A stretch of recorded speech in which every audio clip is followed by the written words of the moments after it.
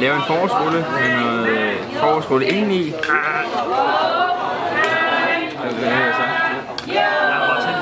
Okay. Nej, det er fint nok.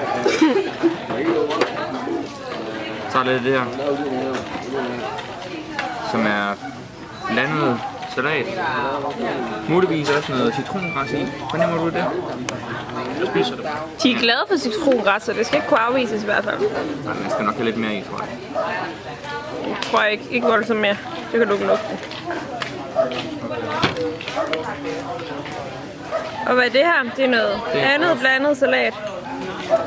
Det her tager bare en enkelt af. Der kommer også noget chili på. Det er jo lækkert.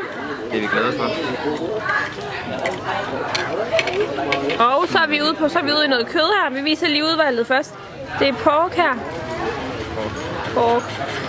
Der. Vi hiver den der spids af, det der tang. Ja. Der kom lige en assisteret her. Lige.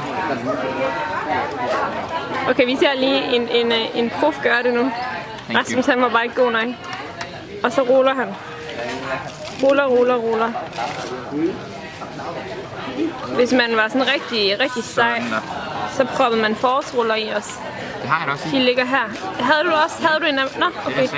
Rasmus han var pro. Thank you. Nu er vi lige over ved en professionel, der gør det igen. Det er det der grøntsagspjat.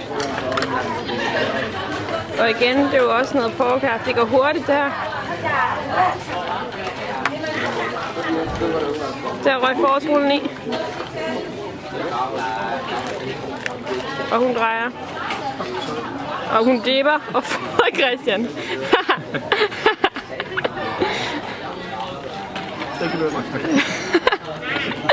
Thank you.